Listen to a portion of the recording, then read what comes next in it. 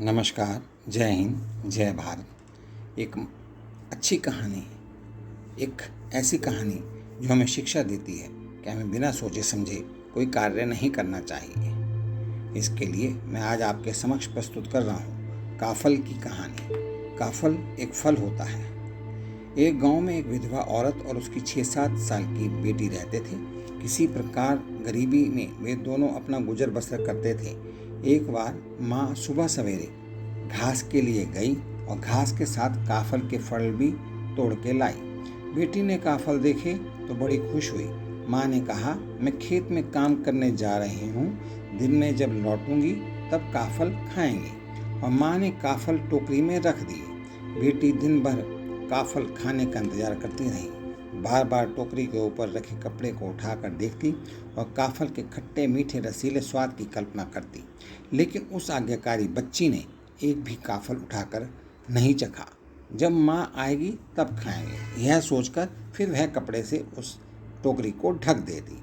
आखिरकार माँ आई। बच्ची दौड़ के माँ के पास गई। माँ माँ, अब काफल खाएं? माँ बोली, थोड़ा सांस तो लेने दे छोरी। फिर माँ ने काफल की टोकरी निकाली, उसका कपड़ा उठाकर देखा। अरे ये क्या, काफल कम कैसे हुए?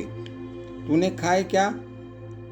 बेटी बोली, नहीं माँ, मैंने तो चखे भी नहीं। जेठ की तपती दोपहरी में दिमाग गर्म पहले से ही हो रखा था।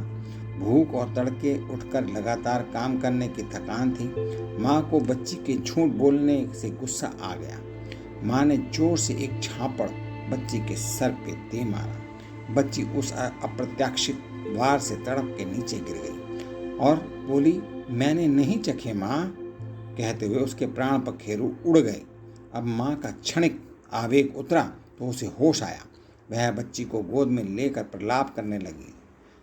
ये क्या हो गया? दुखियारी का एकमात्र सहारा था, वो भी अपने हाथ से खत्म कर दिया, वो भी तुच्छ फल के लिए, काफल की खातिर। आखिर लाई किसके लिए थी? उसी बेटी के लिए ही तो लाई थी। तो क्या हुआ था जो उसने थोड़े से खा लिए थे? माँ ने उठाकर काफल की टोकरी बाहर फेंक दी।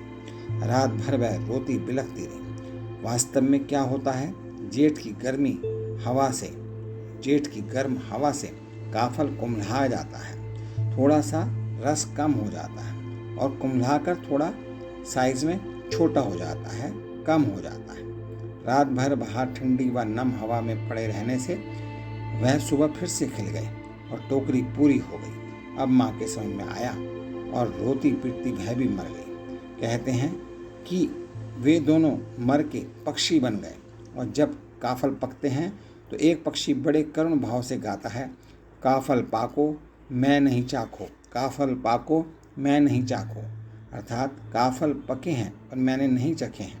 और तभी दूसरा पक्षी चीत्कार कर उठता है और बोलता है, पुर पुतई पूर पूर, पुर पुतई पूर पूर।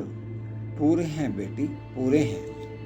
इस मार्मिक कहानी से हमें यह शिक्षा मिलती है कि हमें बिना सोचे समझे कोई भी ऐसा कार्य नहीं करना चाहिए जिससे हमें बाद में पश्चाताप करना पड़े और हमें जिंदगी में कोई भारी नुकसान हानि उठानी पड़े। इसी शब्दों के साथ मैं आपसे विदा लेता हूँ।